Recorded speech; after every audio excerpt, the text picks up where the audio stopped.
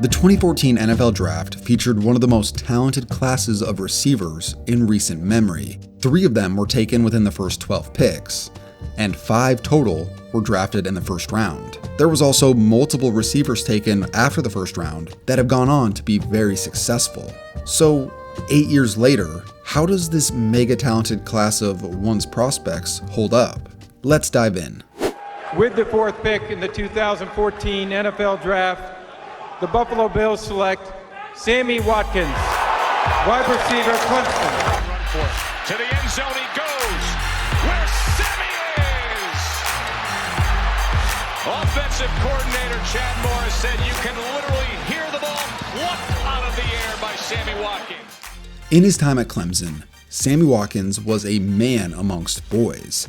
He had an incredible cap to his college career, with over 1,400 receiving yards and 12 touchdowns. This included a 16-catch, 227-yard performance in the Orange Bowl versus Ohio State.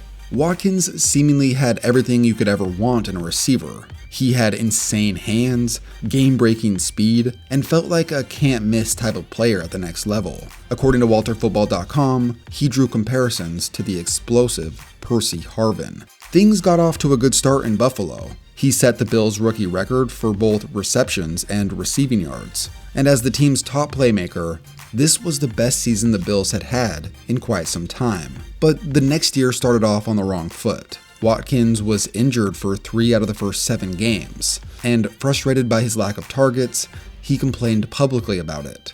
And shortly thereafter, he had a huge performance versus Miami, putting up 168 yards and a touchdown. By the end of 2015, Watkins had put up his first 1,000-yard season. 2016, however, was rough. A year riddled with injuries led Watkins to playing only half the season, and after 2016, Buffalo felt like it was a time to reset. They fired head coach Rex Ryan, and then they decided to trade Watkins to the Rams.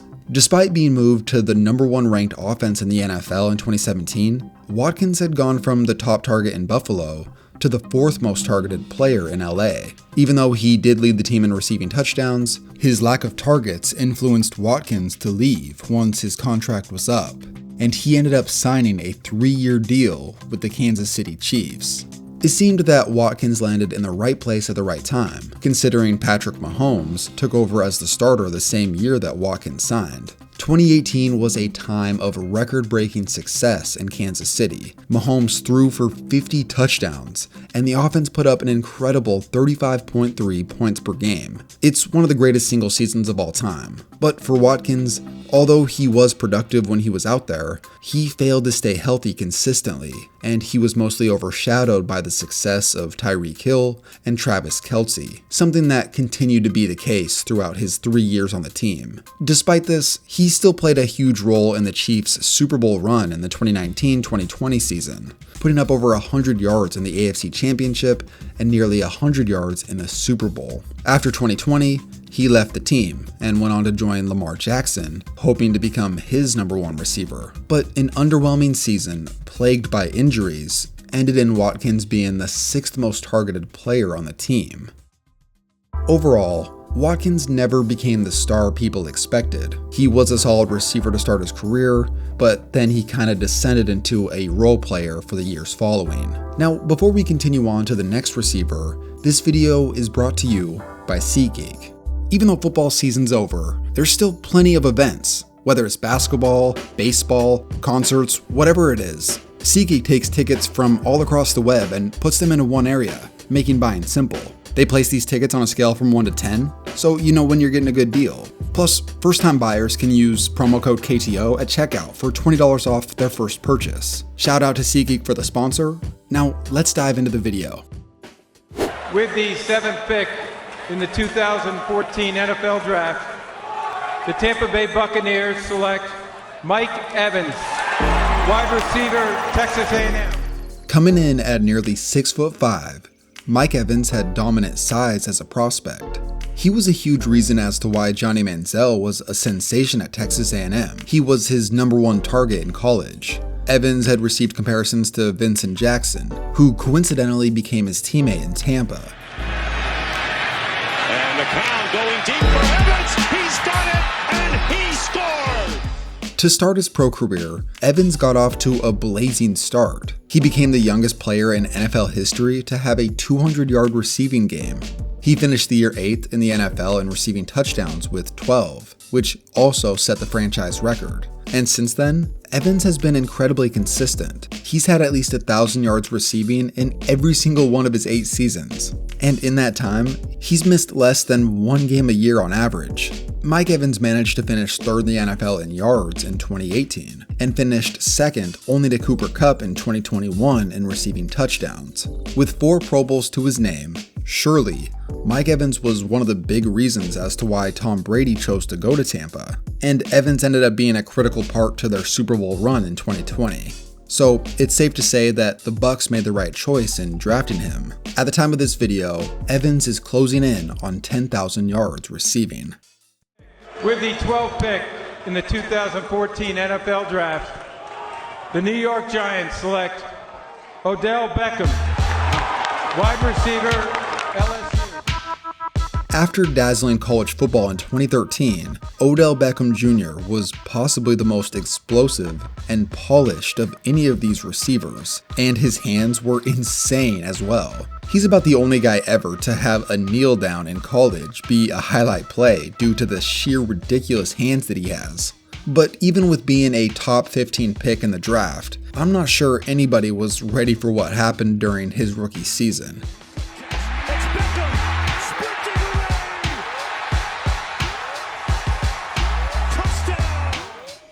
In a year that'll be talked about for a long time, OBJ's popularity had shot into the stratosphere. He led the NFL as a rookie with an absurd 108 yards per game, and was only 2nd to prime Antonio Brown in receptions per game. Of course, this was all highlighted by the most talked about catch of all time. Manning's gonna heave one. There's a one-handed catch. How in the world? Oh my goodness. One that has been on more highlight reels than possibly any other play ever. OBJ became much more than just a great NFL player. He was a superstar who had become one of, if not the most popular player in the NFL. He went on to grace the cover of Madden after his rookie season. The next 2 years were wild. The hair, pre-game catches, end zone dances, the kicking net, and the Josh Norman fight. All of these things took place while OBJ put up top 5 receiving stats. And many analytics at this time pointed out that OBJ was becoming one of the all-time greats. But things really began to change in 2017. It's a slant route thrown a little bit high by Eli Manning. Oh, and you can see that left ankle.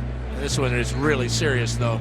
A fractured left ankle left OBJ out for most of 2017, and by the time that he returned, the Giants had undergone a rebuild and hired Pat Shurmur as the new head coach. These two never saw eye to eye. Odell once complained that the team wasn't playing with enough energy, and Shurmur fired back. Following the 2018 season, there was enough issues internally between Odell and the front office that he ended up being traded in a blockbuster deal to Cleveland.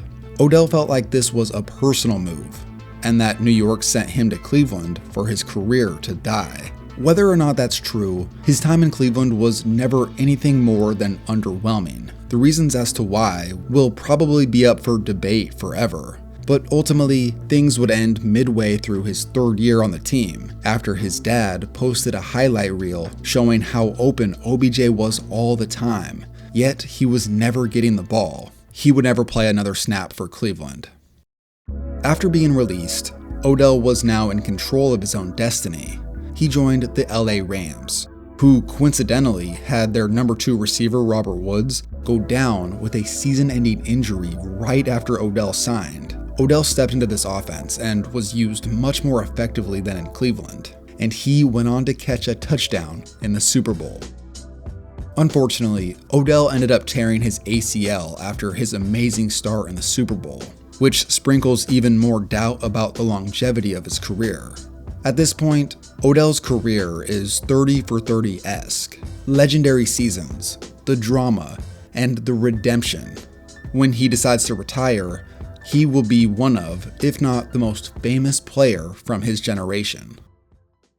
With the 20th pick in the 2014 NFL Draft, the New Orleans Saints select Brandon Cooks, wide receiver, Oregon State. In college, Brandon Cooks took home the Fred Biletnikoff Trophy in 2013, which is given to the best receiver in the country, and for good reason.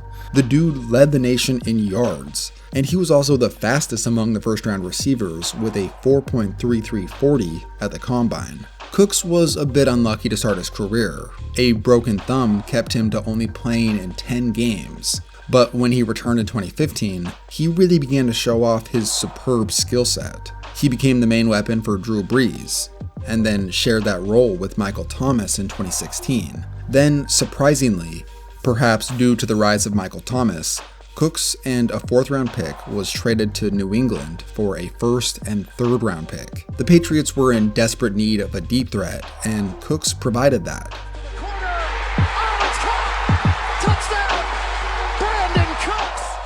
Once again, Cooks had another 1,000-yard season and led the team in targets.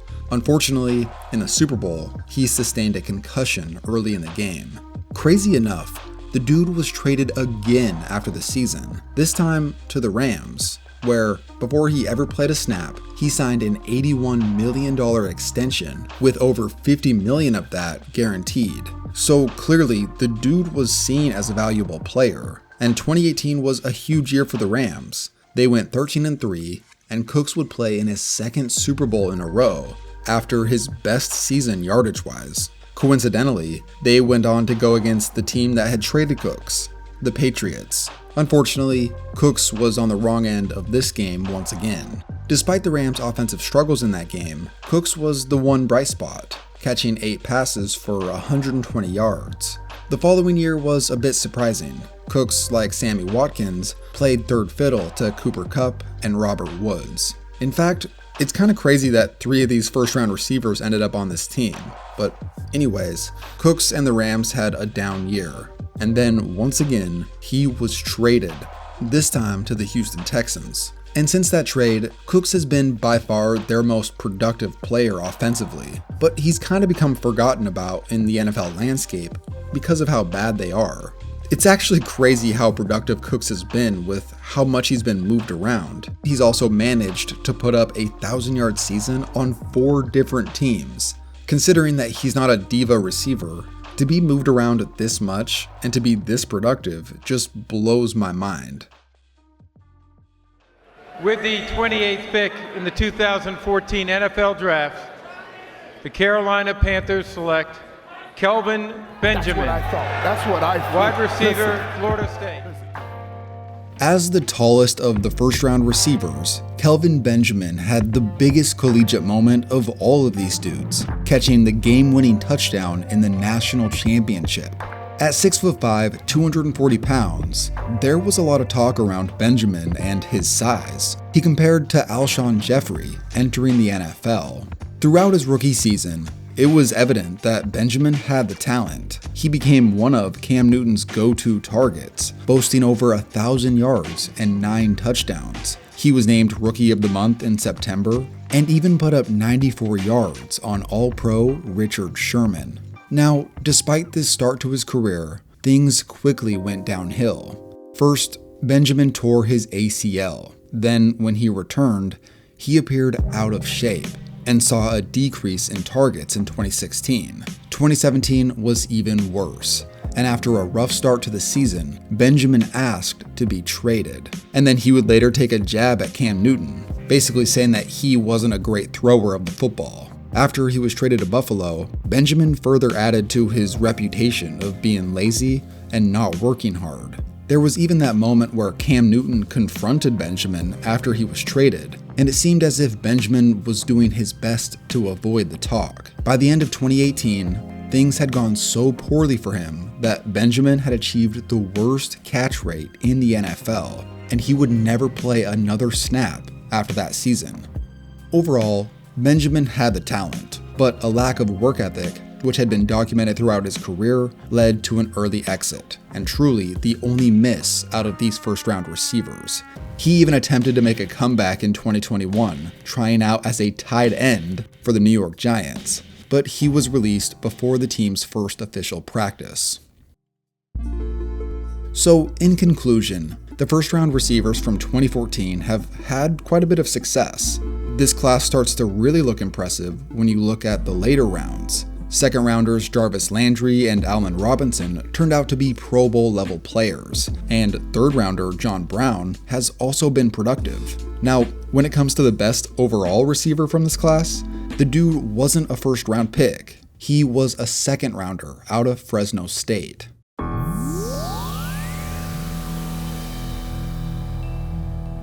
A gap pressure, and they come with it. Here come the Niners, and there goes Rodgers to the end zone.